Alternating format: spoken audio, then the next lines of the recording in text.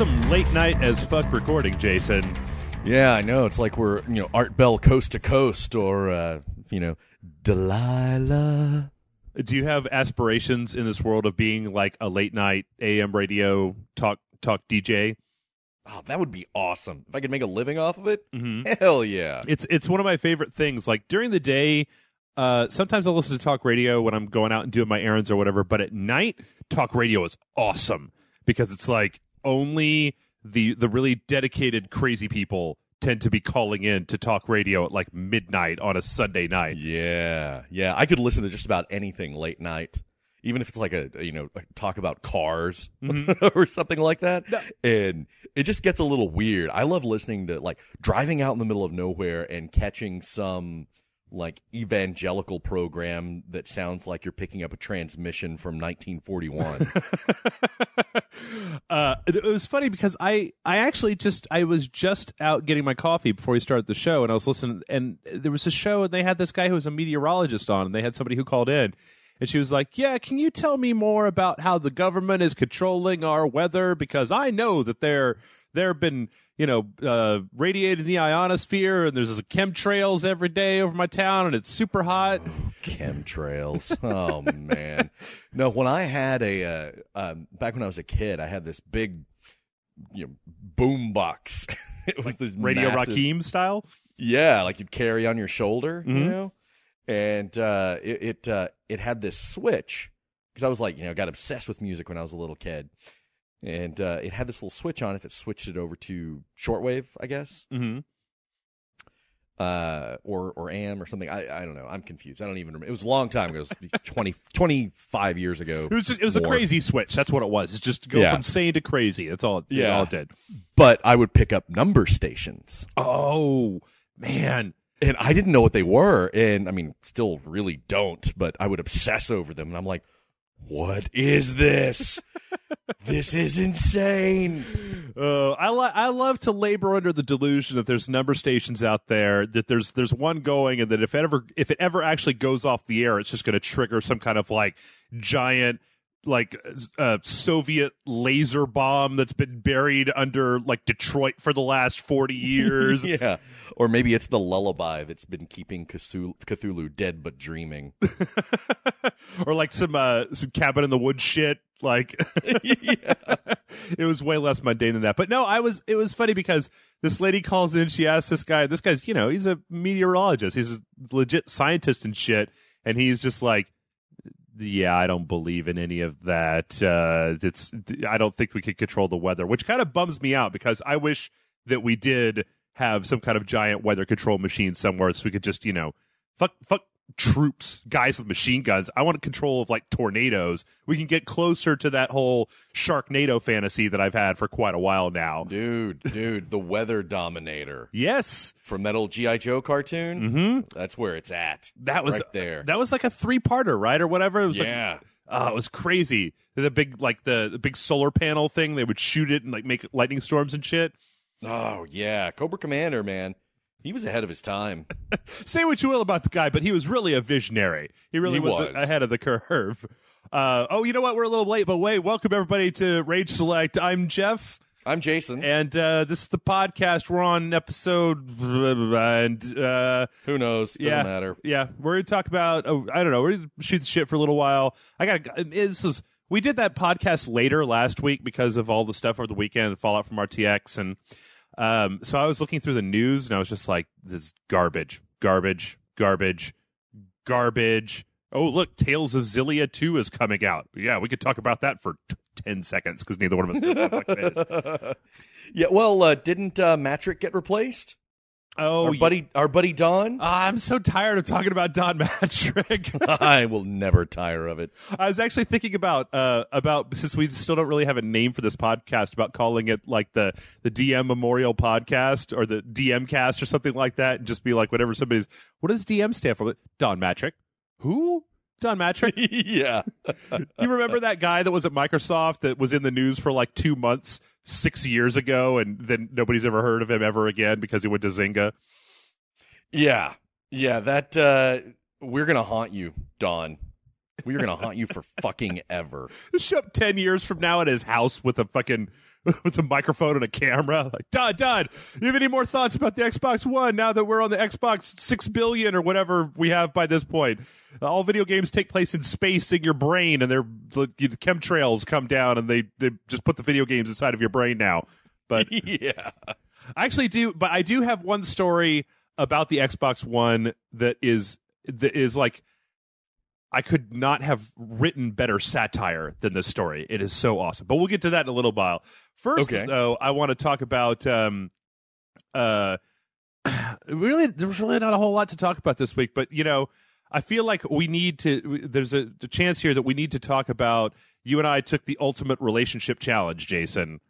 That we did. We went to IKEA. Oh yeah, that was emasculating. I don't know what that is. Like when we were getting, so, we needed some things. We're gonna get a couch for Sparkle Fandango and setting up this new room in my place as a recording room. And it was like, yeah, we're gonna go over to IKEA. And people, oh man, IKEA will test you. IKEA will break up relationships. It'll make friends stab each other. I'm just like, why? Because somebody took your meatball, or I mean, I know it's big and it's like going through everybody's living room from CSI Miami, but it wasn't really that. You just go to the place where the shelves are and you go, those, and you're like, yeah. And then see, I actually like IKEA's style and furniture. I love that stuff. I just hate going to IKEA because I'm afraid I'll get lost in there and there'll be some sort of blackout and like people will turn on each other and start eating each other and we'll have to divide up into factions and I'll be a part of Clan Ernskeld or something like that. And yeah, we'll be getting constant raids every night. We'll have to barter for like, oh, here's these shelves. Give me some fucking meatballs. I feel like you've got. Is this something? Can we identify this as like a mental illness of the modern age that we're all just ready for when anything goes wrong? It's basically going to be the zombie apocalypse. Like, yeah, the lights go out, and it's not like everybody's like, "Oh shit, what happened?" I don't know. Let's all go to the exit in an orderly fashion. It's just like, chaos! I will murder you. Fuck you! Give me that shelf, bitch. Like, I know there's a million, but I want that one. That everybody just lives in constant fear of the day that the zombie apocalypse starts to happen. But yeah, I don't know. It's not these zombies you got to worry about. It's the fucking Swedes, man. You got a problem with the Swedes, Jason? Yeah, that's what it is. Building their suburban rat traps. Mm-hmm. I don't know. Everybody takes their goddamn brood in there in search of cheap yet stylish furniture, and you stumble around through the corridors endlessly, pining and texting for help, and no one's brave enough to go in and rescue you. You've got to like your wife, Allison, would have to come in and like tie herself to the car in the parking lot and lower herself in like Craig Nelson in Poltergeist going into the fucking closet. It's funny. I was really entertained with, and maybe I should be so entertained by this, but I was really entertained by how upset you seem to be getting at the people who wouldn't walk faster. People who are just like strolling at a snail's pace through IKEA, that you would actually like go around them and then you would like turn around and just give them a fucking eat shit. Love Jason Murphy look. That was obvious? I was doing that? Yes. I was doing it in my brain, but I didn't think anybody noticed. Well, normally it's like when somebody's doing something like that, you'll just walk around them and you're just like, motherfucker. But it seemed like you would walk around them and then like as soon as you got to the other side, you would turn back with this just look on your face like, fucking die, stupid, slow walking bitch. And yeah, go on. People just kind of wandering around. It's like you go in there to accomplish something.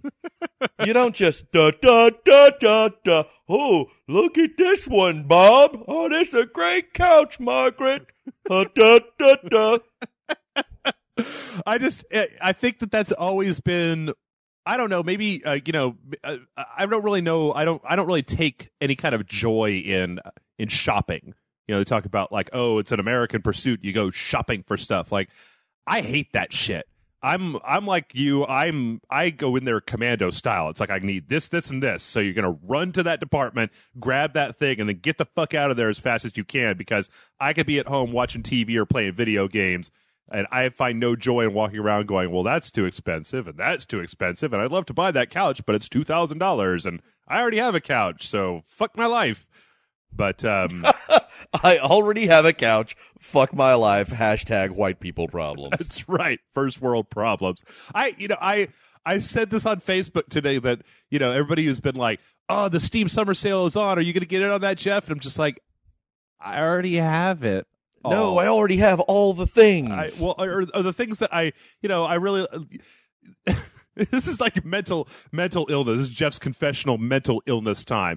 Like 2 days ago, every like 8 hours or so, they have a bunch of games that go up on special, and they're a little bit less, and they have stuff that's permanently on sale or whatever. So I was looking at it I think it was like Thursday afternoon or something, and RPG Maker was on sale for $22, and I was like, I could make an RPG. And then this like the other part of my brain was just like, you fucking fool, you don't have time to feed yourself, let alone make an RPG. What is wrong with you? And the mental illness part's like, but I don't own it. I don't own it yet, brain. Come on, man. Yeah. Allison and I were doing that like just a few months ago. We're like, yeah, we should make an RPG. We could totally do that because she's a great artist and I write, and I was like, yeah, we can make an RPG. And fortunately, the next day I woke up and I was like, I don't have time for that shit. Yeah, not until the swapper is for real technology and you can have your other productive Jason Murphy working in the background, doing you could do like 12 jobs instead of 6 because you could have another Jason. I would never have enough clones. I would never be able to get everything done. It's a million Jason Murphys and a typewriter, and eventually they'll make Shakespeare or something like that. Yeah, exactly. Oh man. So yeah, that was I don't know, that may have been the highlight of my week, except for I guess on Friday after we got done recording Sparkle Fandango, we went out and I think it's because I didn't eat all that much that day, and we were running around doing stuff, so I was already tired and I hadn't anything to eat by the time we went out. Just got really, really drunk. So yesterday I sat around all day just laying on my couch nursing a hangover, and somehow I got into watching the Ken Burns Prohibition documentary on Netflix, which it's weird when you have a hangover and you're just watching this show about drinking all day long. And it was one of those terrible things where like your hangover clears up like at 9:30. Like, so the entire day you've been laying on the couch going, I'm not gonna drink. And then about 9:30 you're like, I could go for a beer right about now. I think I'd have time to shower and get to the bar for at least a couple drinks. So wait, you were drunk after Friday night, like hungover and shit? Yeah, it was because after you guys left, it was one of those horrible like, it's like, because you guys left at like 12:30 or 1 or something like that. No, we left at like 1:30, dude. The place was going to shut down. Oh, well, shortly after you left, I went inside and closed my tab, but my dumb brain was like, hey, you know what you should do is you should close your tab, and Hi still has that pitcher out there, so there's still beer. You should close your tab, but you should get a shot real fast. Oh. So I came back outside and slammed down a Jägermeister, and then they came out and they were like, all right, everybody get the fuck out. And so it's like, and Hi had just like, he had come out with a pitcher. He bought a pitcher of Lone Star after you guys, or like right around the times that you guys left and everybody else had gone. So it was like me and him and Sam Pertukes and all sitting out there. And, Sam wasn't drinking, and Hi and I, we were, but we had like a half a pitcher left when the guy comes out and he's like, 5 minutes, finish him up. So we're like filling up our glasses and just like chugging Lone Star as fast as possible. And then I had made the dumbass decision. I bought like a 6-pack of like 12-ounce Lone Stars on the way to pick up Sam that night. So then I took him back to that crazy spill house and got even more drunk. Yeah. Oh, you went over to the crazy house. Well, I had to take him back there. It was his ride. So, but you stayed there and drank. I had like one more beer, and then I was like, I should not be drinking. It's like 3:30 in the morning, and I am. It's that terrible thing where you have to have some real serious fortitude when you are like, when you go to the after party, you have to be a professional, and I'm not that professional. Like, I get drunk. I'm really adept at getting drunk between like 10 p.m. and 2 o'clock when they shut down the bar. So then when you go to somebody's house at 2 o'clock and keep drinking, that's when you end up at 6 o'clock in the morning, way more drunk than you ever normally get on a Friday night, which then leads to waking up drunk, having a hangover all day. I hate waking up drunk more than just about anything else, man. I really hate it because it just, when you do that, you know that you haven't even seen the beginning of your hangover yet. You're just like, fuck, man. That's when you just go back to sleep. You just sleep until it's all over. See, I can't do that because I got to take my dog for a walk, and then it's like I have to post Red Dead. Like there's things that have to be done. But then I did fall back asleep watching that Prohibition documentary, which is pretty cool. I don't know. That's a pretty good documentary. I didn't know enough. I didn't know very much about Prohibition until this weekend. Now I know more than I probably need to about Prohibition. Documentaries. You don't like them? Not really. I can't. I don't know. Every time I watch them, I'm like, that was really good. But I never, ever seek them out. In fact, I kind of actively avoid watching them. Then again, I don't have time to watch anything. So if I do, it's like, if I do watch something, I'm like, all right, this better be fucking amazing. It has to be something that will elevate me to a higher plane of consciousness. So I saw Pacific Rim this weekend. And how was Pacific Rim? It was fucking dumb. Yeah. Did it elevate you to a higher plane of consciousness? No. Not even remotely. Well, wait, did you like it? Yeah, it was all right. It was. I enjoyed it. It's like 3 out of 5 stars, but god damn, it was stupid. Like how so? I mean, Independence Day. What's wrong with Independence Day? I don't understand. It's fucking stupid. That's what's wrong with it. Okay. It's dumb. I like it, but it's moronic. I was expecting more. Probably going to piss a lot of people off this, but whatever. That's my kind of my thing if you're new here. Yeah, it was just dumb. Everybody yells their dialogue, and it's without any nuance, and everybody's got these ridiculous badass names. I'm Hannibal Chow. I'm Hercules Hansen. It's like, fuck, what? Seriously? Was that an actual person's name in the movie, Hercules Hansen? Yes. Holy shit, that's awesome. Yes. Does he run like the kaiju to catch a predator in the future? So like Stacker Pentecost. What? That's badass. Oh, we need somebody. That's Idris Elba's name. Stacker Pentecost. Yes. Jesus Christ. What do you even tell somebody? Doesn't just hearing the name just give you a boner? Yeah. Just like, I want to be friends with this guy because he's probably a bad motherfucker. I mean, I can't even think of any way to shorten his name. I'm having a hard time thinking of like the 5-year-old on the playground way to make fun of that guy, of that name. I don't know. Kids would make fun of him and then later they'd be like, oh, goddamn, I was so wrong. That's a fucking sweet name. Yeah, I don't know. Like I don't know. Pacific Rim is something that I definitely want to see, but I fucking loathe movie theaters, Jason. So I probably won't see it for a long time. It's expensive and it's cramped and they treat you like shit. And I don't know. I guess now that Alamo, you can buy a seat, you can like buy an edge seat, so you don't have to be like sitting right in between 2 mouth breathers. You could just be sitting next to 1 mouth breather the entire time. Like that's a little bit better, but I'm just like, I like to watch movies on my couch with my dog and pause them and go smoke and that's preferable. Yeah. I like this thing where they start releasing movies on VOD like the same time they're in theaters. Mm-hmm. It's becoming more prevalent. I greatly prefer that. But isn't that the sort of thing like doesn't the movie theater, like the actual theater industry, like they're like, well, if you do that, then we won't even put your movie on in our theater.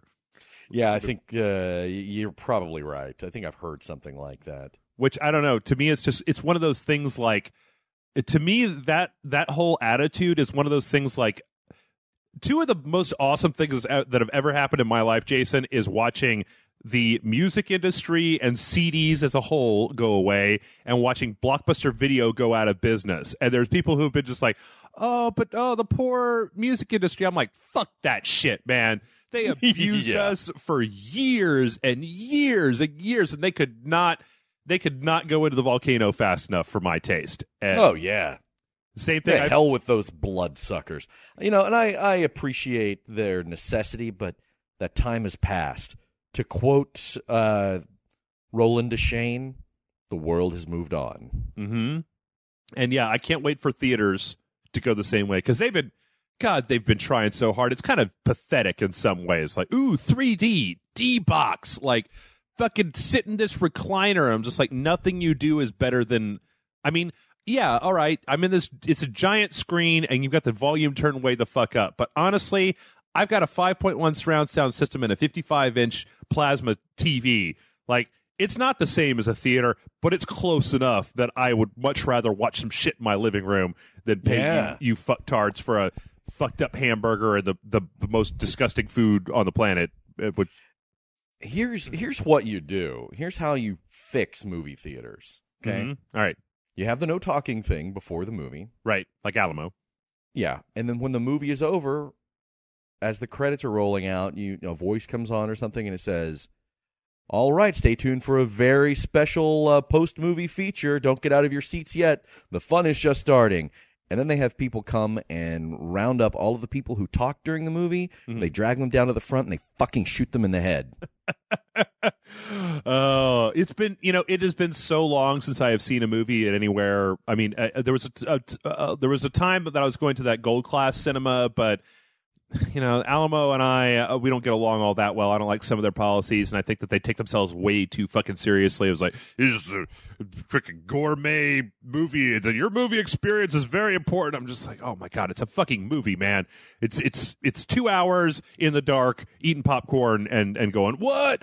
But I stopped. I think when I went to go see Star Wars Episode 3 on opening night. I remember there was a whole family of people behind me, and they just would not shut the fuck up. And it was like, I don't know at what point in our society we got to a point where people were like, it's fine to talk in the theater. I just do what I want to because when did people lose the shame that is associated with normally a person talks in the theater and you would feel some kind of sense of badness inside because you're being such a douchebag to everybody. But now it's people are just like, yeah, fuck you. I want to send text messages and have a conversation. Or I'm going to bring my demon spawn children to fucking Wally and let them run around and scream at the top of their lungs. I'm like, this isn't a fucking playground, man. Like, they're animals, Jeff. Beat your children. Get them under control. Seriously. Come on. They're animals and they have to be put down. Like the rabid, stupid creatures they are. I think it would just, we could just issue everybody those dog collars, that shock the dog. They put around their neck, and they just put like a noise meter on the front of it that's just set really, really low. So that if they clear their throat, they get like a little zap. But if they utter one word, it's just like ah, and then it'll be a feedback loop because they can't stop screaming because they're being electrocuted, and then it'll just murder them, and then they'll be cooked right there in the theater. It'll be great. So I had some shenanigans last night. Oh yeah, you want to talk about them? Yeah, it was. So, I don't know, maybe I shouldn't, but I'm going to anyway. Good man. So, Allison and I, last night, we were heading over to hang out with the Cargills, and we were like, oh, let's grab something to eat first. And so we were in South Austin. We were at this barbecue place. Which one? And I'm not going to say. Okay. We're at this barbecue place, and I'm sitting outside on these benches, and I'm sitting there just waiting for Allison to finish her food. Mm-hmm. And we're sitting not far from where we parked in this relatively full parking lot. Well, this car pulls up next to where we're parked, stops. And this kid climbs out. He's probably early 20s. He's got his girlfriend. He's dressed all, I don't know, like a kid. Like one of them damn kids. Get off my lawn! And I see him do this thing as he walks by the back of Allison's car. And I'm like, he did not. And I couldn't believe it. He wipes something on the back of Allison's car just as he walks by. And then I see him just walk past us. He doesn't put two and two together. Oh, this is their car. And he walked, and I'm like, I'm going to go see what this is.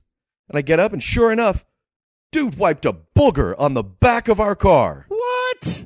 Yeah. What? What? Yeah, there's this giant booger on the back of Allison's car. Did you hunt him down and order a sausage and slap him to death with it at the barbecue place? Or he walked down to either the yogurt place or this bar. I'm not sure which that was nearby. And I stood there for a second, and I was like, I walked over there, and Allison was like, "Where are you going?" I said, "I'm gonna go find that motherfucker." And so I looked all through the bar, all through the yogurt place, and I couldn't find him. He just vanished. I was going to make him clean off the booger. I was going to hand him some napkins and go, now go clean off the booger and apologize to my wife for wiping your fucking snot on her car. Yeah. But I couldn't find him.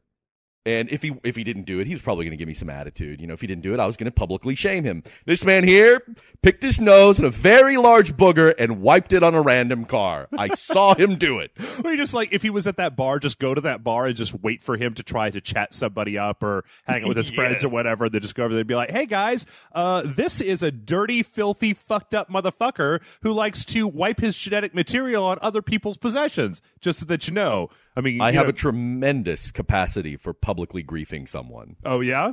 I take great joy in it. I don't think I've ever seen that. I don't think I've ever actually seen you do that. No. I try not to because it usually causes more problems than it's worth. Do you have to like be pushed to like the Kill Bill music? Like it.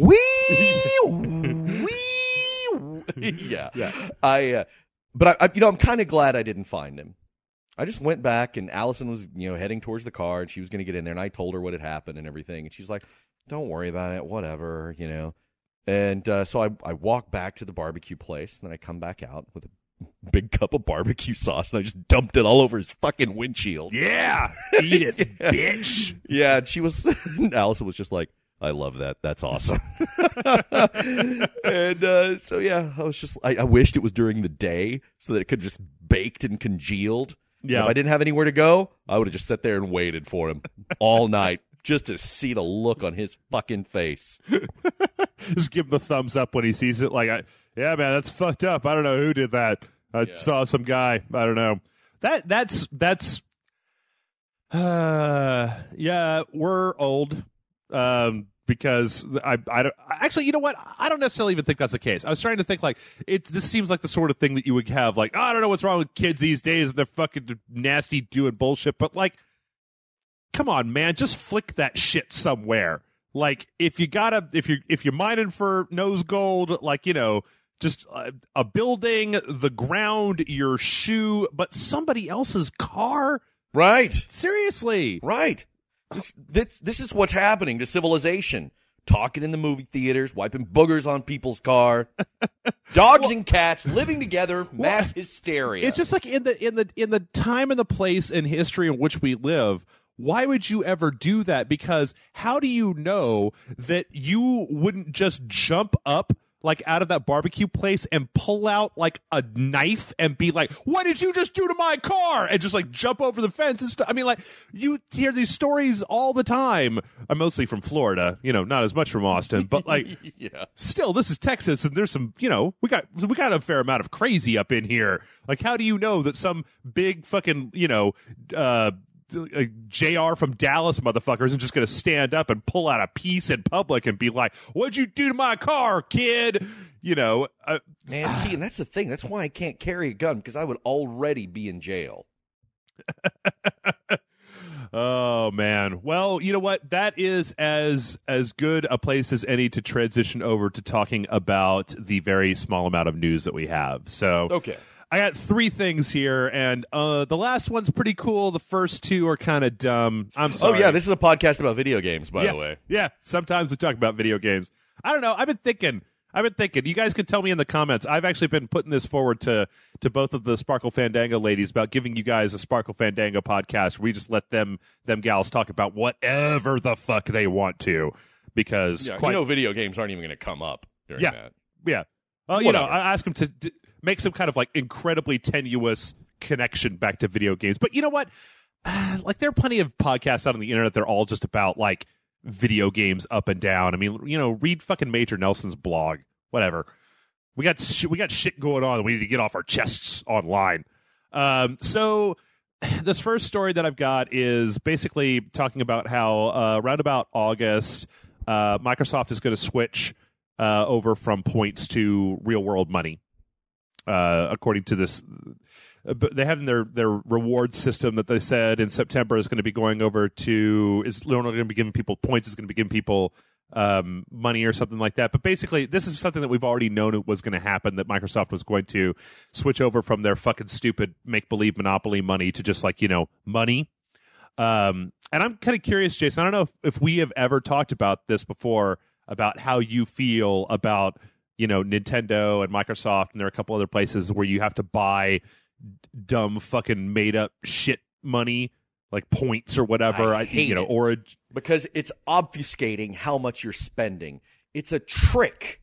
It's a ruse. It's like when you go to Dave & Buster's and you have to buy the card, but it's like it's not a 1-to-1 ratio. It's like $1 will get you, 60 fleens or whatever.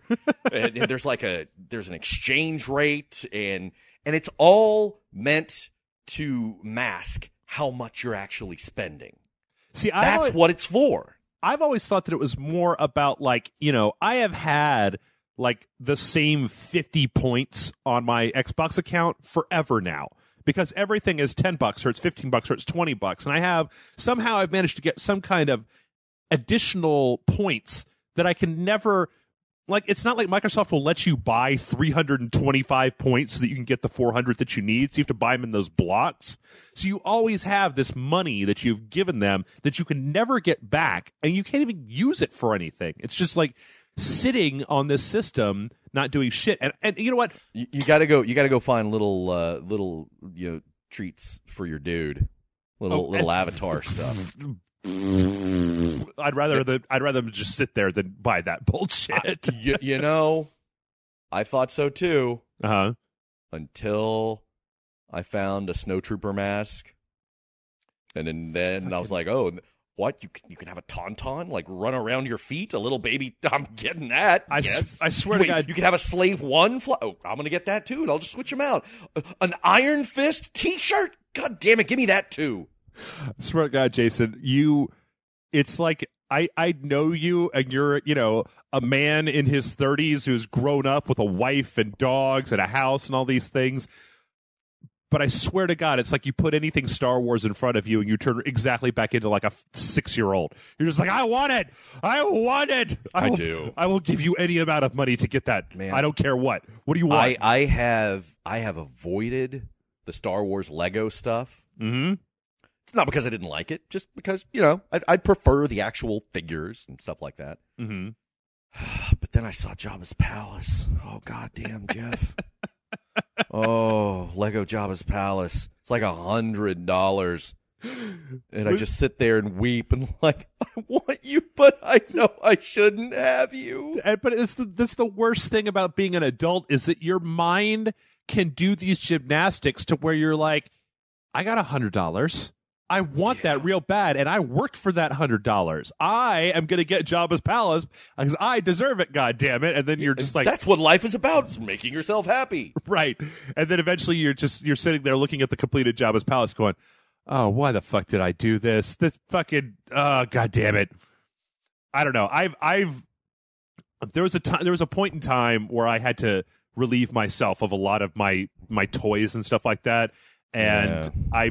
I anymore, it's like you get some bonus. There was a time my parents, for some reason, just as gag gifts, would give me little Star Wars Lego sets, the little $5 ones that weren't jack shit for Christmas. So I put them together and be like, yay, and they'd be like, yay, and then I'd be like, I don't fucking want this. So there's some closet here has a sack with most of Jeff's childhood in it that I really just don't give a shit about. I still can't bring myself to throw away my original Superman action figure, but all my G.I. Joes, that shit's gone. And I don't really have any desire to get more G.I. Joes. The only thing I ever ended up getting rid of were my He-Man toys. And I had a bunch of them, but they were all missing the weapons or the outfits and stuff like that. Mm-hmm. And because I used to have a shit ton of toys. Mm-hmm. I had a lot of He-Man toys, and a lot of Star Wars toys, and a lot of G.I. Joe. Just the Pit, the Sky Striker, the Tomahawk, the big two-bladed helicopter. Sure. I had 2 Cobra Terror drones. It's all gone now. Yeah. Fuck you, Murphy. I know. Terror drones. That's American excess at its worst. God, it was wonderful. I had the best battlefields, but they're all gone. Mm-hmm. They're all gone now. Now I just have a Ziploc full of my old Star Wars toys with, stormtroopers where the dog chewed the hand off and stuff like that. But then I started buying the new stuff, and that got kind of out of control. I'm not too bad. I have friends who are worse. Mm-hmm. But yeah, that's. See, I've still got a bunch of that stuff. I've still got the big box full of G.I. Joe figures. All the vehicles are gone. This is actually perfect. This is actually I finally found it. I found how to explain it. Like the way that you are about that kind of stuff is the way that I am about Steam. Is it, you're like, yes. I could spend $10 on this action figure. It's really cool. And I go, oh, I would like to have Warhammer Dawn of War 2 up. I want $10 for that, whatever. So yeah, you have baggies full of, Ziploc bags full of action figures, and I have a Steam library that's fucking retarded. So yeah, but anyway, I guess back to the story. I don't know. I don't really know if this is. I mean, I think that at this point everybody's so used to doing this dumb dance of that stuff that I don't really necessarily think. I mean, I guess I'm glad that they're giving that shit up in the move over to the Xbox One, and they're just like, all right, well now you can have your money. You could just buy stuff for money. I guess we got off on a tangent there, didn't we? Yeah. I guess there was a comment on the story that we ran on our website that talked about how like the only maybe advantage to the way that it is right now is that because the points are obfuscated, you could buy like a card for 800 points or whatever and just cash that in and then use that so that if Microsoft's shit ever gets hacked, you don't have to worry about them getting your credit card. But I don't really know about you, Jason. I know some people take this shit real seriously, but I don't care. I put my credit card wherever. I don't have enough money for people to steal. Like, if they could get my credit card number and empty out my checking account, it's like, congratulations, you got $250. And you know what? The twice that it's happened to me, once, twice online and once in real life, I've had my credit card number stolen. And every time it's like you wrestle with your I have Wells Fargo, and it's like you just wrestle with those dudes for a week and go like, yeah, I didn't buy any of this shit. And they're just like, well, you've been a customer with us for a billion years, and you're probably not trying to defraud us. So here's your money back, and it's fine. But I don't know. I mean, do you worry about that at all? Yeah. I mean, not a lot, but it's a concern. No, it's I've been the victim of a phishing scam before. I didn't lose anything because I figured out what was going on like right away. Mm-hmm.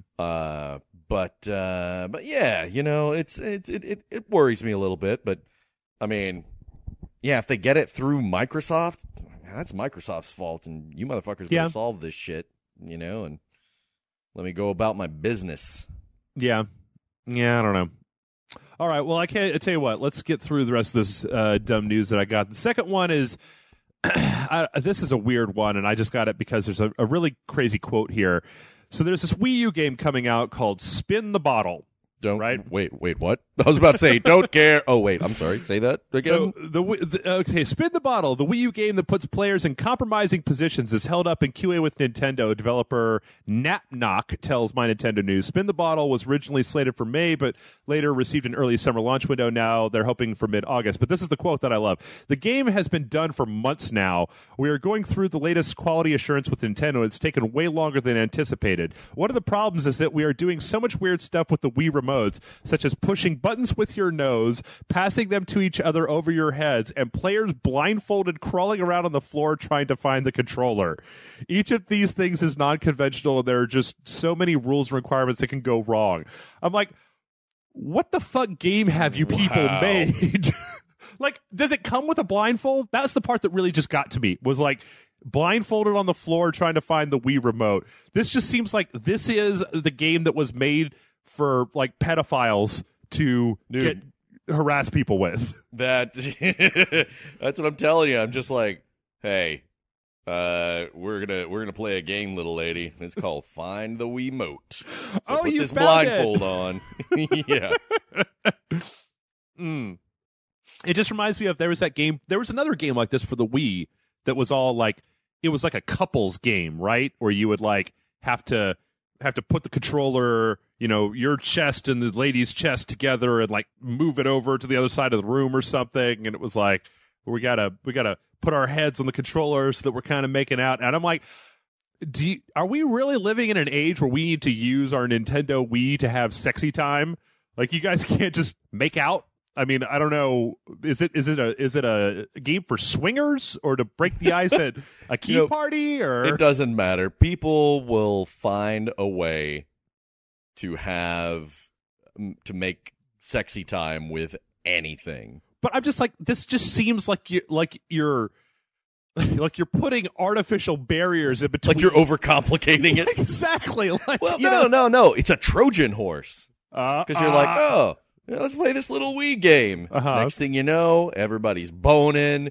The chick from Human Resources that you've always wanted to see naked has got her goods out, and everybody's drunk and crazy, and everyone will wake up being very ashamed in the morning, which is the only way that you should play the Wii U. I'm just wondering, do the games get more and more like risque as time goes on, where it's like, okay, now use the Wii the Wii pad and take a picture, and it can recognize if you're taking what you're taking a picture of. We want to see cleavage, like or you need to see the top of the dong. That's what we're looking for in this one picture. Like, weird, like WarioWare photobomb scavenger hunt. We're like, get the boobs in the boob.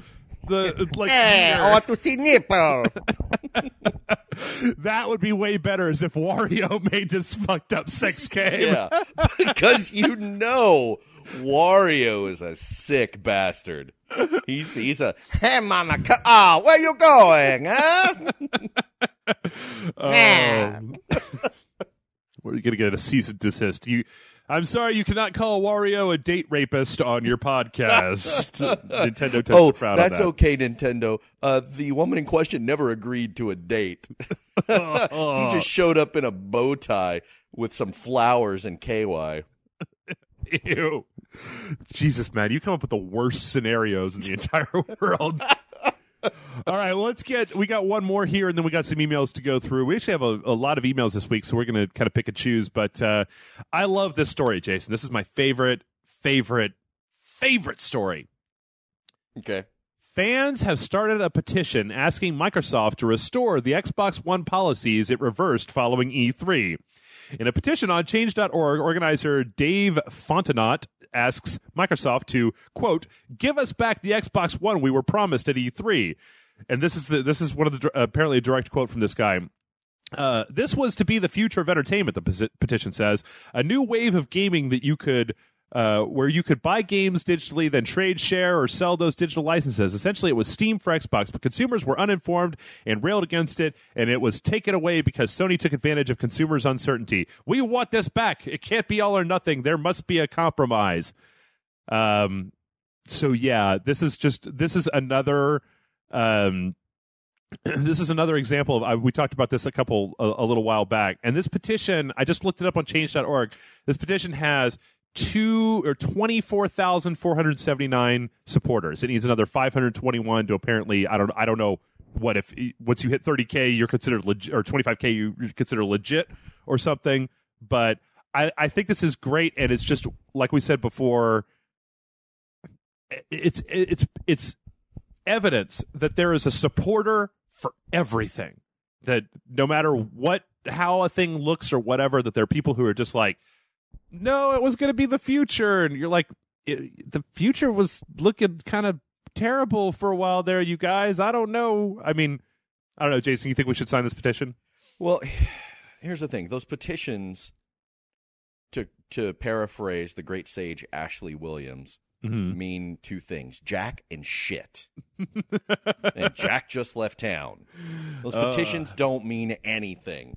Now, I've given a lot of thought to Microsoft's whole plan. Mm-hmm. They were too forward-thinking for their own good.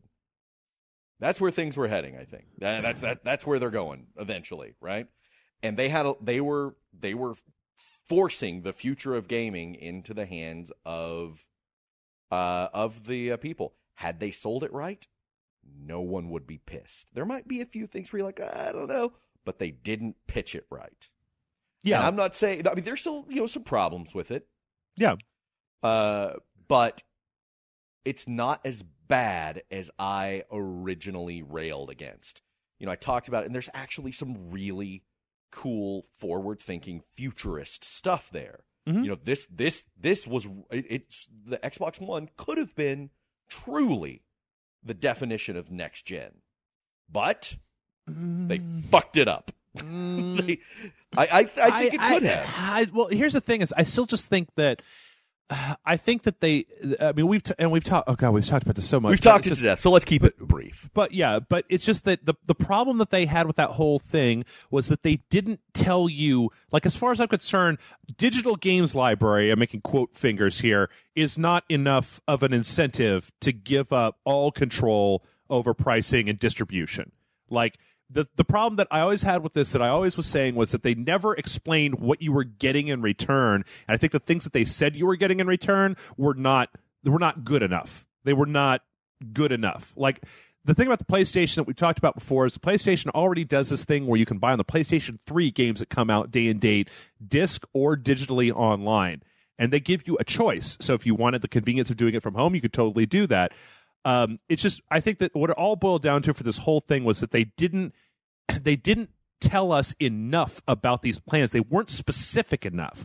Like, they talk about this family plan, but it's very nebulous. They talk about you could trade these games to third parties but what does that mean?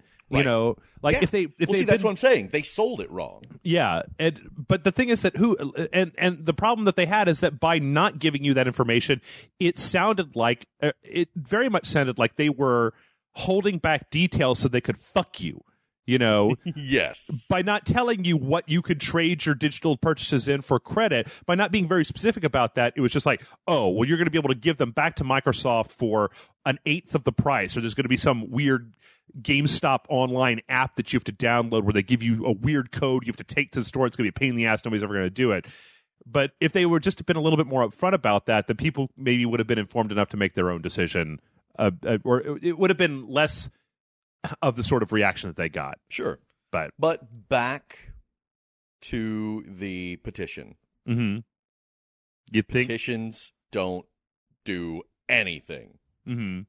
Nothing. You can sign that. Nobody's listening. Nobody cares about your stupid no. But you know what? I would have thought that. But then Microsoft fucking undid their shit, you know? Like, they spent a week pushing. Not because of a petition. Well, not because of a petition, but, I mean, it's obvious that for the first time in a while, I feel like, at least in this next coming up generation, that having Microsoft reverse a policy and a part of their console as severe as the DRM on the Xbox One, or just as the way that they had the Xbox One set up, represents an indication that they are listening to what people have to say more than I ever would have thought they would have in the past. So I don't know. Like, at this point, you know, I've made so many goddamn boneheaded, like, well, that'll never happen. And then 2 days later, it's like, oh shit, that just happened. That I don't even know anymore whether this margins on this stuff become so slim that they're both out there, you know, in their lipstick on the corner, like, what do you want? We'll do whatever. What do you just tell us? Tell us what you want. We'll do it. Yeah, blowjobs. It's got blowjobs built in now. The Kinect will send hookers to your house. Is there a petition for blowjobs? Because I know I said they're ineffective, but, you know, I mean, what's it going to hurt, right? Yeah. We should start a change.org petition. Just start a petition for blowjobs. Like, no, nothing else. No description, no anything. Just, hey, blowjobs. You gonna sign? Like, yeah. Oh, all right. Well, I tell you what. On that super classy note, let's just go on with a little bit of email. Let's roll up on some email here. We got I don't know, 30 minutes, 45 minutes left. So let's see here. Our first email comes from I don't know which one of these. Okay, I'm gonna call him Spider. Okay. Your illegitimate child. Oh, him? Spider-Man Murphy. Oh, okay. Yeah, him. Hey guys, voice acting has become an integral part of many modern games. We've come to a point where we can identify some games by the voice acting alone. We've come to a point where we can identify some games by the voice acting alone, but we've reached the point in the medium where actors are being replaced in our games. Okay, so David Hayter no longer being Snake. As older gamers, I count myself at 31 to be in this bracket. Do you have actors you consider to be the definitive take on a video game character, and who are some of your favorites from this newer generation coming in? What do you think, Jason? I don't really have any favorites. It's hard to say. I mean, yeah, that's kind of the sad truth of things, but that's only if you're doing mocap, and not every game's going to be doing that. I know it's becoming more and more prevalent, but I don't think it's necessarily something that we really have to worry about. I mean, they chose to go that direction with Metal Gear. Well, they chose to. Okay, you know what? There is actually. Speaking of chemtrails, I was on the internet the other day looking at some shit, and there's actually a giant kind of conspiracy theory floating around out there that it's all a red herring for Kojima to blow our minds up. But no, they're not going to get Kiefer Sutherland to participate and then just say, just kidding, it's the David Hayter guy. Because Kiefer Sutherland has a lot more cachet to his name than David Hayter. I don't know. It's weird thinking about that, about how, like gamers, like people like me who are really into the Metal Gear series, they would probably be happier like with David Hayter instead of Kiefer Sutherland. I mean, once again, I'm torn because I think Kiefer Sutherland is badass because of 24, but you have to. It's one of those things where you get down this weird thing about like, are you going to get more people? Are you going to get more people to come into this fucking crazy ass dense as fuck franchise just because Kiefer Sutherland's name is on the front of the box? I mean, like, it would be one thing if it was. That's a very good point. Yeah, if it was like Jack Bauer is now in this game, but I mean, if it was a Metal Gear relaunch, a la, Devil May Cry or something like that, yeah, maybe, then they should switch. But with an ongoing franchise with like the nth entry into it, yeah, that's a good point. I don't think switching up is really going to bring them anything. I don't know who can say, like, yeah, I don't know. I don't really want to talk too much more about the conspiracy theory stuff because it could be potentially spoilers if the conspiracy theories that I've read end up being correct. It could be like, hey, congratulations, I just ruined a game that hasn't even come out yet for you. Oh, right, yeah. But as far as like, I think that sometimes it's fine. Like with Metal Gear Solid 5, I heard Kiefer Sutherland, and if he is indeed going to be the voice of Snake, I don't necessarily have that big of a problem with that. I really don't like not having Michael Ironside as Sam Fisher anymore.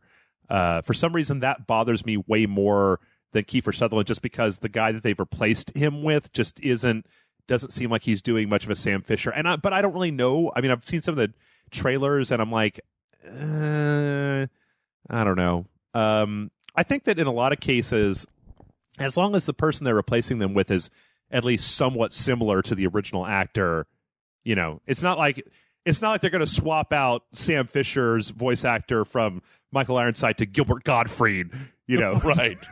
As long as they're trying, I think it's all right. Yeah. There's some though that, like I don't ever want to play a Max Payne game that doesn't have James McCaffrey as the voice of Max Payne, because he's just so goddamn iconic with that, gravelly, dumb voiceover stuff that he does. And as far as new voice actors go, Seinfeld for it.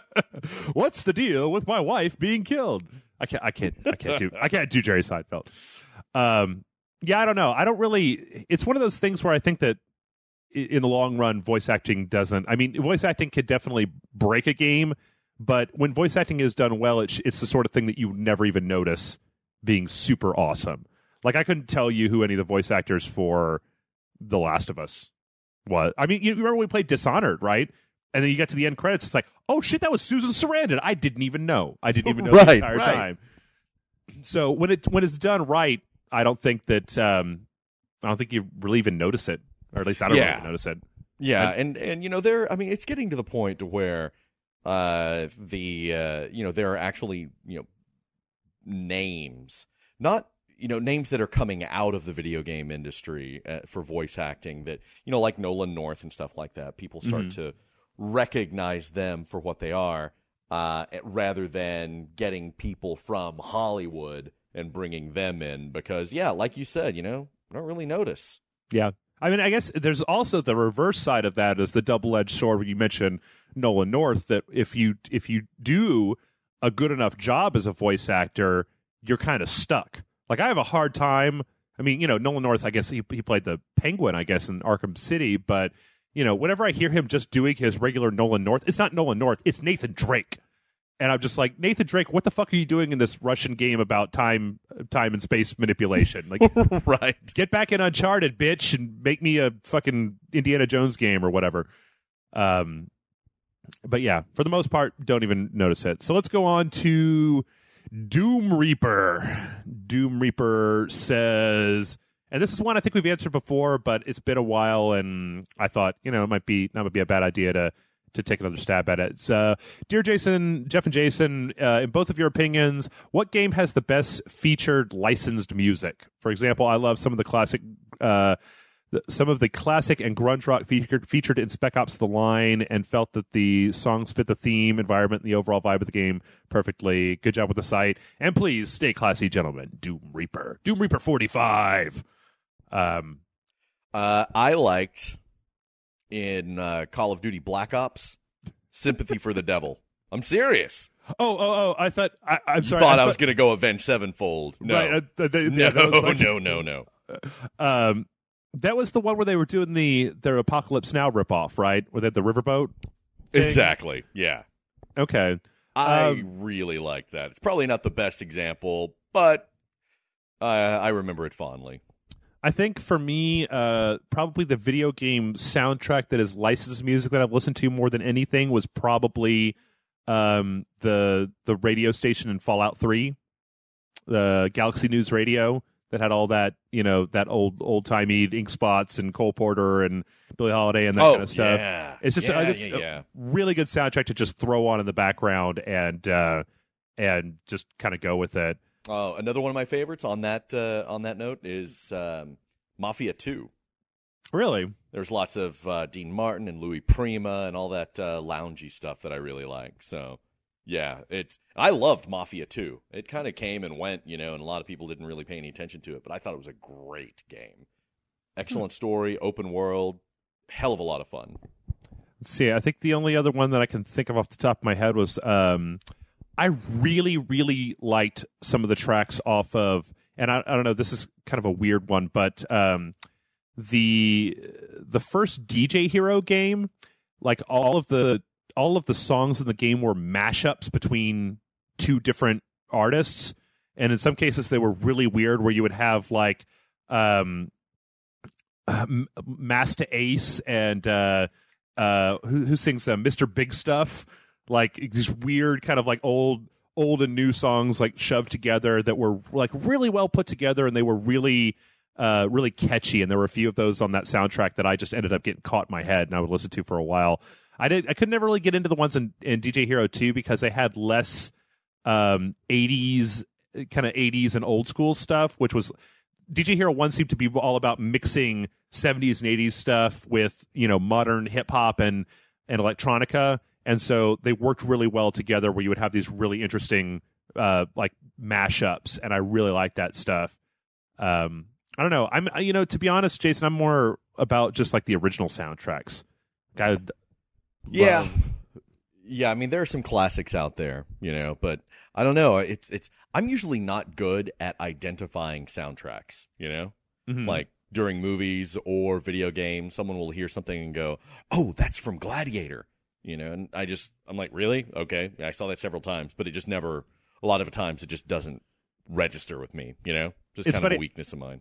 I actually, it used to be, it's one of those, this is kind of a weird tangent, but like, one of the things that I hate about the modern world in which we live, I fucking love my smartphone and shit, but I really miss when you would hear like a song at a bar and be like, what fucking movie was that in? And you'd sit there with your friends for like 45 minutes, you go talk about other stuff, and you come back and so it'd be like, oh, it was Crocodile Dundee 2, and you'd be like, oh, it totally was, and you would feel like a sense of accomplishment because you figured that shit out. Now it's just like, I don't know, turn on Shazam, and then like, oh, Crocodile Dundee 2, whatever. Like, you don't have to remember shit anymore. And I don't know. It's a weird thing to complain about, but I kind of miss it. Yeah. Having the entire width and depth of human intelligence and knowledge in your pocket is a horrible thing. It's very disappointing. Well, you don't have to remember anything anymore. Like, you just whip out your phone and pull out Wikipedia. And I think it's one of those things where, like, it used to be that you knew when a stupid person was stupid because they didn't know anything. And now it's like, everybody's always got their phone out and they're dicking around with it, that you can essentially use your phone to seem way smarter than you are, because you just be like pulling shit up and be like, oh, did you know that in 1812 blah blah blah blah, or you just be, you didn't have that resource at your fingertips. So if you were stupid, you either had to get smarter or just live with the fact that people knew that you were dumb because you didn't know anything. Now you can't tell who's smart and who's not, Jason, and I hate it. Man. I can tell. Just ask me. I'll tell you. All right, so let's move on to, this is from Aaron, and this is something that I think that we've talked about a couple times in the past, but it's been a long time, and I think that it's bears mentioning here. Aaron writes, "Hey, Jason, Jeff, this is Broom from the site. After listening to your review on The Last of Us, you said that it was a great game, not a perfect one, but a great one. I believe it was Jason who specifically said it. So my question is, what would you consider a perfect game?" That's hard to say. I mean, it's I know what problems I had with Last of Us, but I think you'd have to take it on a case by case basis. Like, what would it take to make this game perfect? In my opinion, of course, because what I like isn't necessarily what other people are going to think is perfect. Right. I mean, I don't know what the perfect game is, because sometimes I love stuff from an RTS, but that wouldn't really work well in a big epic third person fantasy game, that kind of thing. Mm-hmm. But yeah, I can, Jeff and I could sit there and pick the shit out of any game. We can just pick it apart. Yeah. So, I really liked The Last of Us, but it didn't resonate with me. It wasn't something where it's like, oh my God, I have to go back and play this again. But there, I can break it down to the simple mechanics and do that with most other games. There are a lot of things where it's like, I try to be really stingy with the 5-star ratings. Yeah. For me, I think that it comes down to two main factors. And anybody who's played video games long enough, I hope that if you've been playing video games, you've done this before, is a game. I wouldn't even consider a game to get a perfect score unless it's one of those games where you start playing it and then you turn around and it's like 12 hours have gone. You haven't moved. You've gone to the bathroom. You're fucking hungry and shit. You're just like, whoa. What have I been doing? Have I just been sitting here for 12 hours playing this motherfucking video game? And it's like, yep. Like games there are certain games, like I remember old Alpha Centauri or games like Dark Souls for me, or even Skyrim to a certain extent, that are dangerous, that I have to uninstall them. Because if I don't, I will sit there and just play them and play them and play them. So that is definitely one criteria. And then the other one that's always a big one for me is that I know that a game is good if the moment that I finish the game, the first thing that I do is start it over again. Like, I'm just like, yeah, fuck that. I want to do that. I may have just spent 20 hours playing that game, but I want to start over. I want to do it all over again right now. If it's a game that has an ending, I mean, you get some stuff like Skyrim that has, very open world, where you could just go dick around forever out there.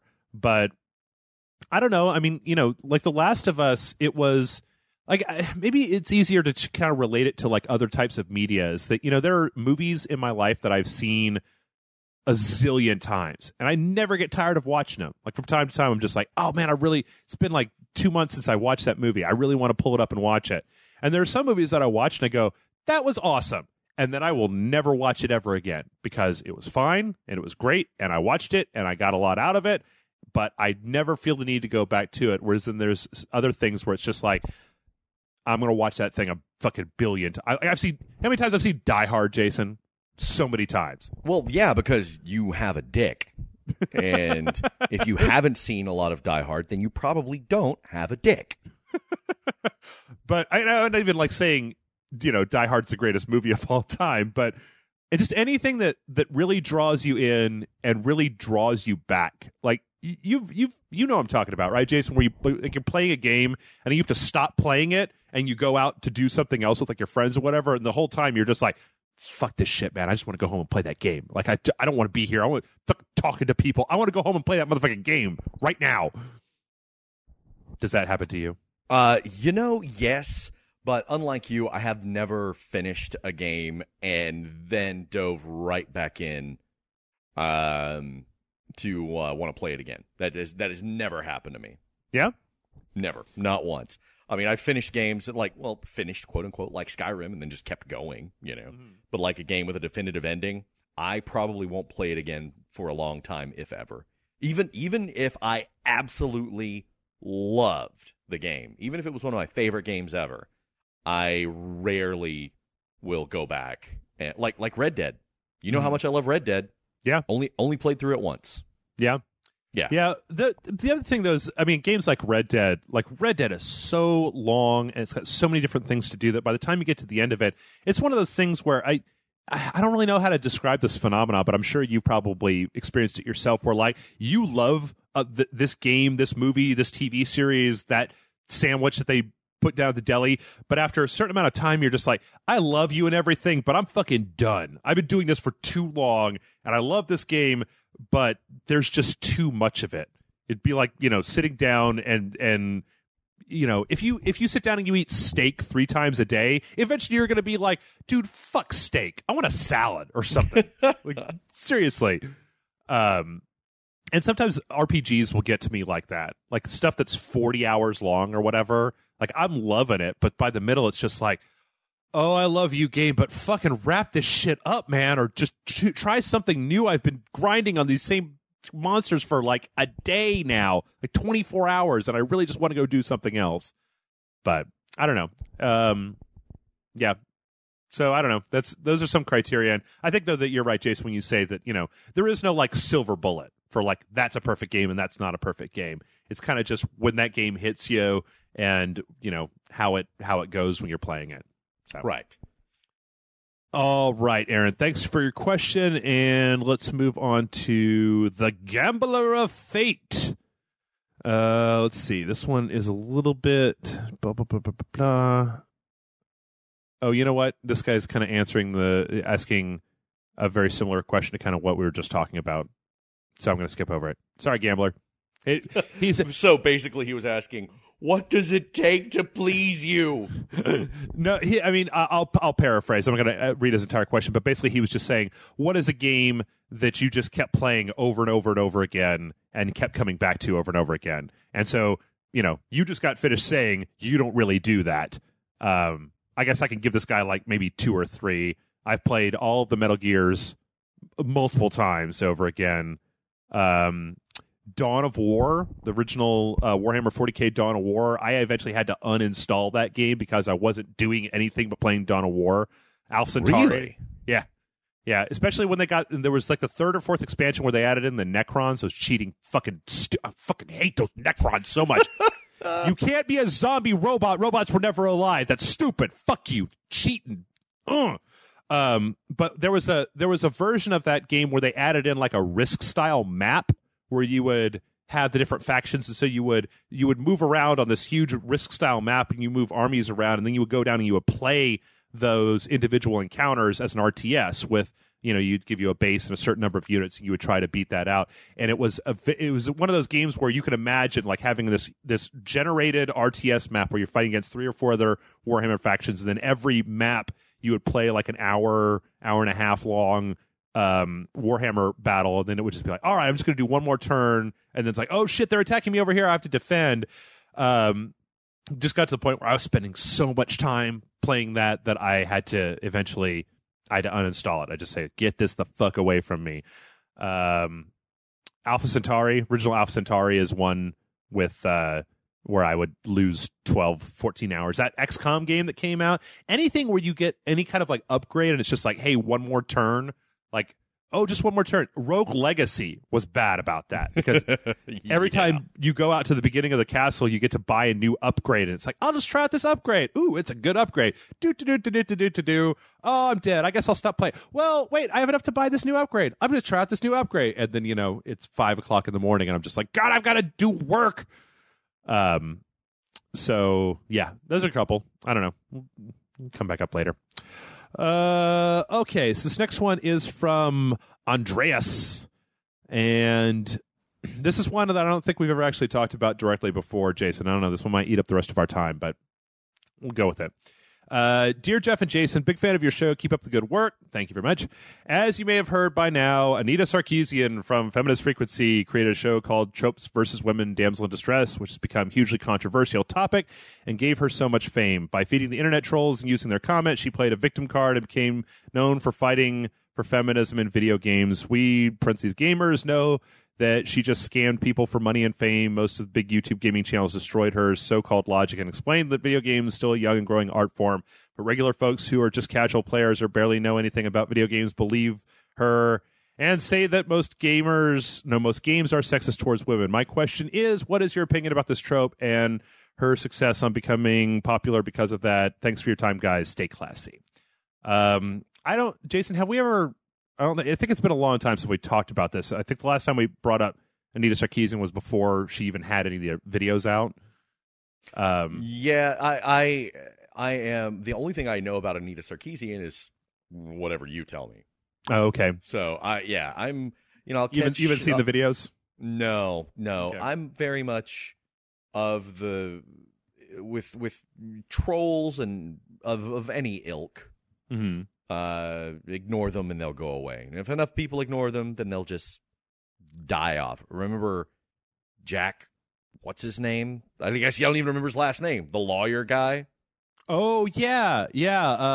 Fuck, I was thinking Trenton, but that's not it. Yeah. No. Yeah, the Florida lawyer who he eventually got disbarred because he made such a pest out of himself. Yeah. See, but like with Anita, it's just like, you're just doing this for attention, which, fine, whatever, but I don't have to buy into it, so I'm not going to look her up. I'm not going to rail about her. Yeah, fuck her. I see, for me, it was like, I've had to sit down and kind of look at this stuff because we got asked about it so much, and I got into big conversations with people about this, but I'm going to give you the top bullet points so we don't spend the next fucking hour talking about this bullshit. Then there's 4 things to say about this. Number 1, she gamed the system by shutting down all the comments on her YouTube channel, which her YouTube channel is always comment approved rather than just being able to post comments. Like, she had to say, yes, you can comment. Like, it wasn't public. But you know what? There are some people who get really bent out of shape about that shit. And I understand why, because when people don't let you talk and you want to talk, like, it will make you very upset. It makes me upset. I don't know about you. It makes me real upset. But then she funneled all of this hate into her Kickstarter page, and it made it look like she had a whole bunch of people attacking her. And to be fair, she did. But it helped her raise a lot of money for making this series, this Tropes versus Women in Video Games. So I watched the first one when it came out. The first one when it came out talked about it was I thought a little bit more even-handed than some of her other videos. It talked about how, like, that early on in video games, they started by co-opting the whole, like, you play as a dude and you're rescuing the princess, and that's kind of, or your girlfriend or whatever, and that by never giving this is where I feel like she goes a little bit further than I probably would, where she says that by reducing all women in video games to basically this idea of the thing that you have to go get, that you have lessened them from people or characters or whatever and made them into objects. I honestly think that this entire thing is just too polarized, that it's like, I don't think that shit's as cut and dry as that. Now, I did agree that I think, and I mean, Jason, you and I have talked about this, about using the whole "my girlfriend got kidnapped" thing. I can agree with saying that that's flimsy as a pretext for making a video game.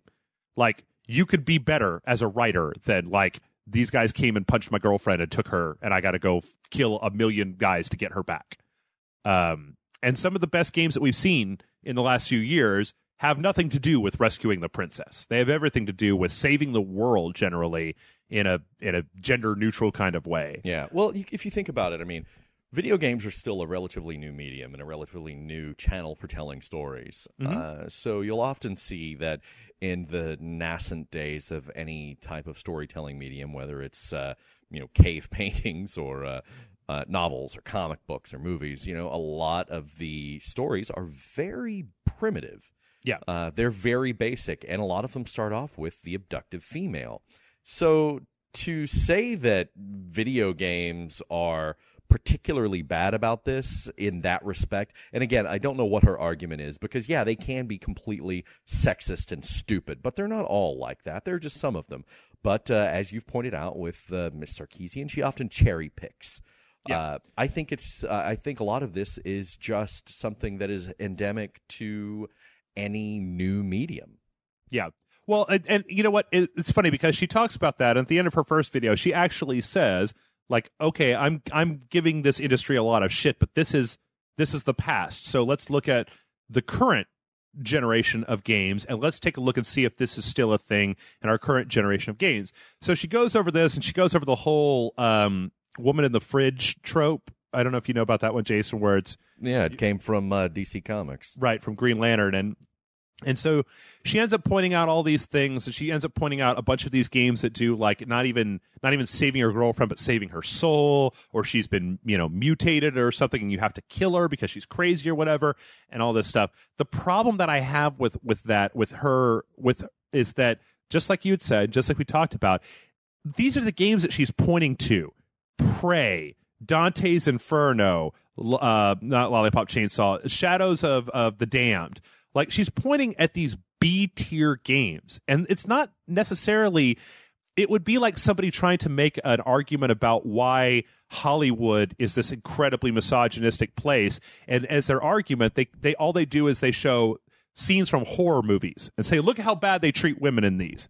When, like, she never talks about Skyrim, where it's a gender-neutral character that can be a male or female and saves the entire world. Mass Effect has a full, dialogue set. She never gives... I mean, the problem that I have with her, a lot of her reasoning is not so much that she's pointing out these places where this stuff is going on that she doesn't like. It's that she never gives any credit for the stuff that's going on that is making a difference. And in fact, I was on Facebook a while back, and somebody, one of the people on my friends list, they were talking about, I don't know if they were linking to her or something, but somebody in their comments, I didn't even know this person, was just like, yeah, video game industry is just, it's terrible. Like, when was the last time you saw a female protagonist in a video game, let alone like an E3 that just got done? And I had to go in there and be like, well, there was Transistor at the Sony press conference that had a female protagonist. There was Contrast that had a female protagonist. There was all these games that have gender neutral protagonists. There was Final Fantasy 13 Part 3 that has a female protagonist. Like,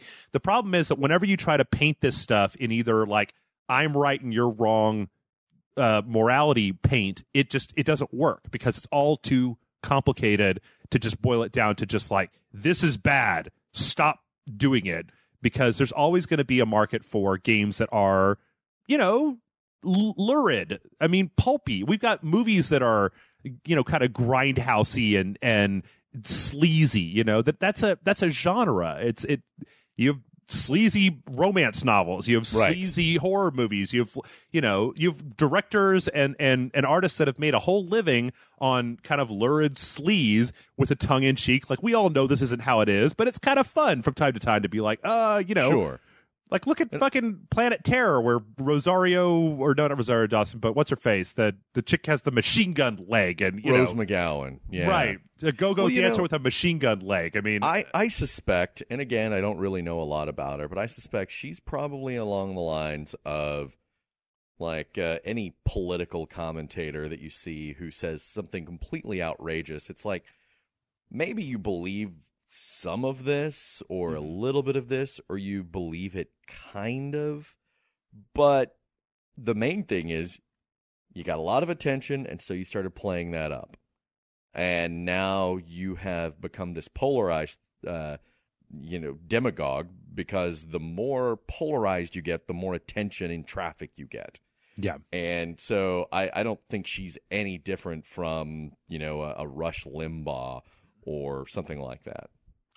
I can see that. But the only other thing to maybe talk about, and this is just really briefly, because there was some of this even going on at RTX, is that, oh God, I honestly don't think we have these people, Jason. I'd like to think that we don't have these people. But if you're a person who is one of these people who is like, chicks, stay out of my fucking video games, because, if you can't take us, threatening to rape you, then just go and play something different or whatever. Like, cut that shit out. That is the one thing that I just can't stand that shit. like the Oh yeah. There was a story about somebody this is our club, and if you can't take it, then leave. Yeah, right.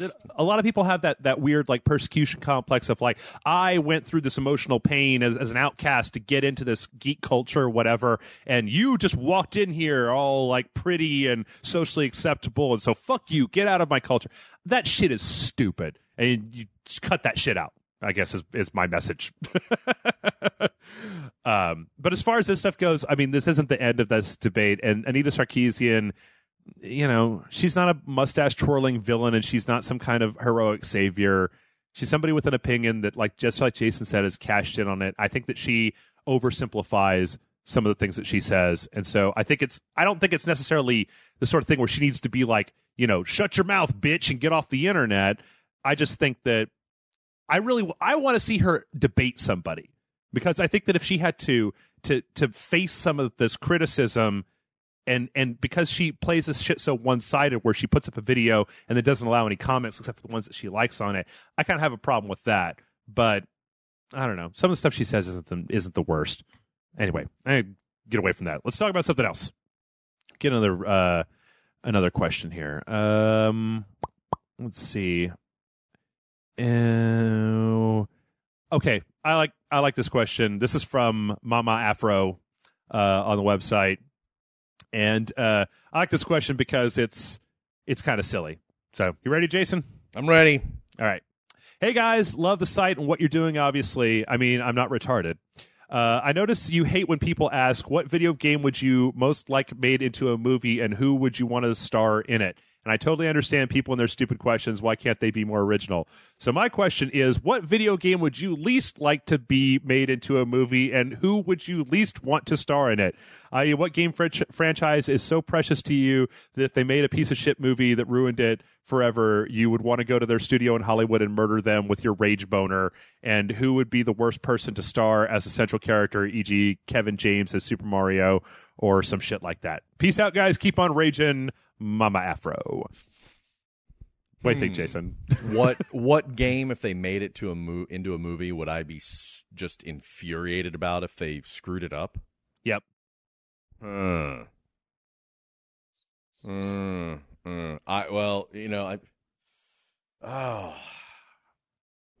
many. Really? I can't really think of many.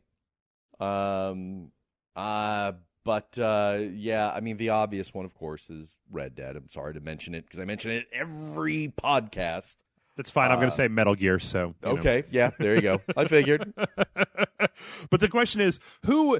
I like the second part of this question way better, which is, who is the worst person? Who is the last person in the world that you would want to see playing John Marston? Who is the absolute worst choice to be John Marston? The worst? Adam Sandler.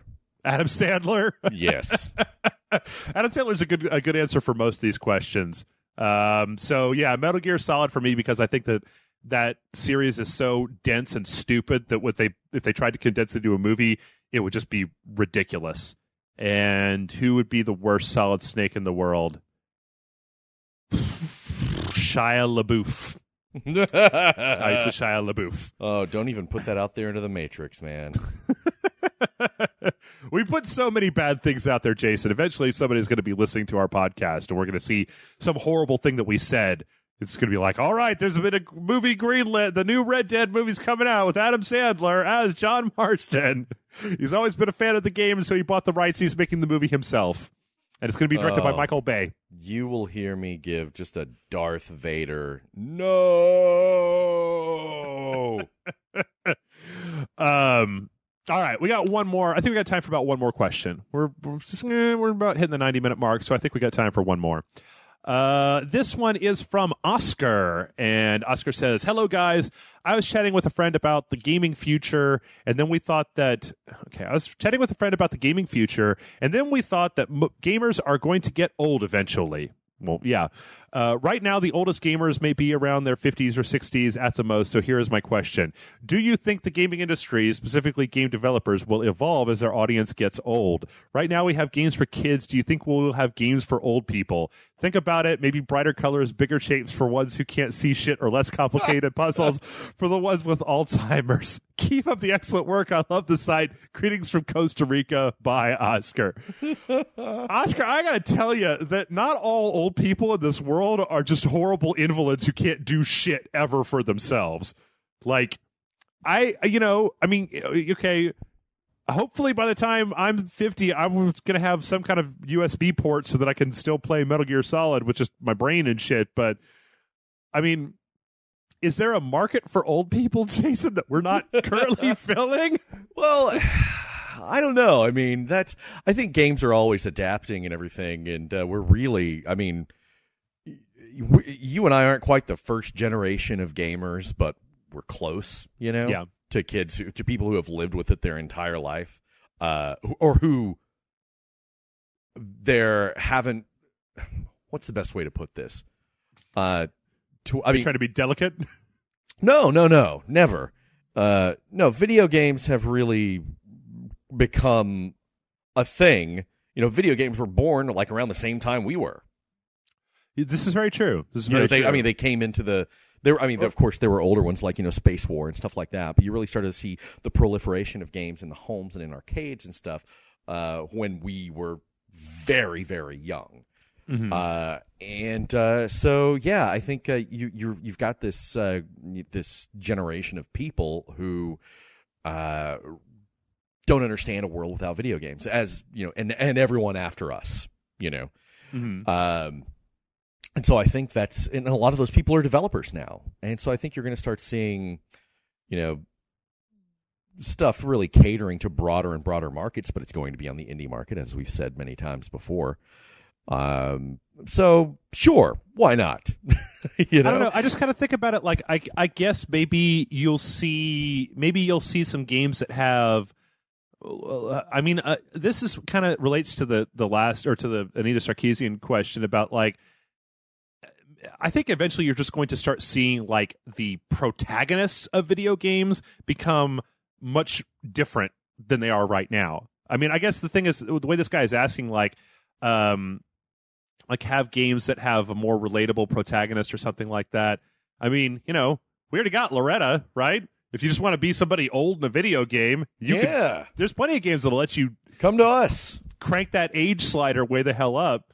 Yeah, we're all about senior citizens, man. It's also like movies. How you always see the same type of protagonist. It's rarely, going to be anyone older. It's always going to be someone quote unquote sexy. What about Red 2, Jason? Red 2's just right around the corner. It's getting ready to come out. Yeah, I don't think that counts. Fuck that movie. Fuck that. It's such a good comic book. Fuck that movie.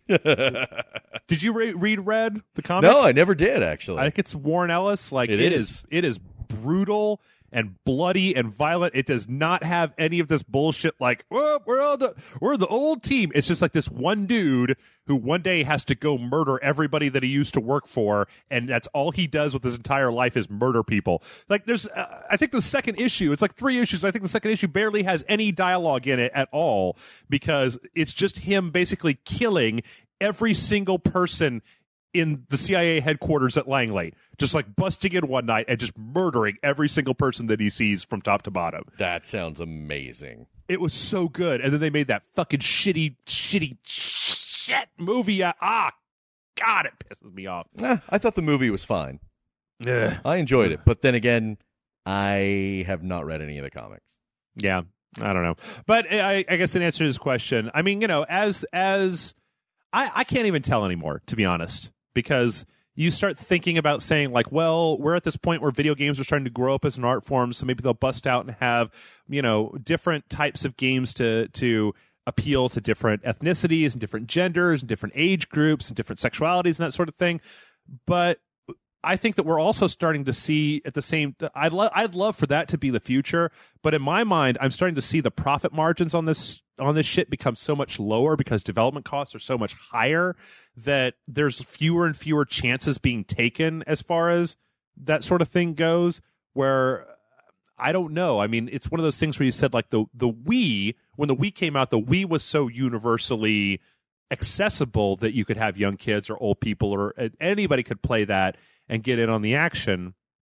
But then you think about, like, you know, are you really going to want to put out a game that's going to appeal to, that's going to be made specifically for people who are maybe not as mobile or as willing to get out and do stuff? But then, you know, you think about it again and you say, but that's what more elderly people are like nowadays. Like, we're growing, you know, we are in our mid 30s and we are already like so hooked into buying stuff online and streaming media and that sort of thing that it's like, I can imagine a scenario where I'm sitting in the old folks' home at 60, fucking buying shit off my Xbox 7 billion and, you know, playing it with a controller port in the back of my head, because who the fuck needs a body anymore? It's like Back to the Future 2. When I was a kid, we had Steam and we liked it.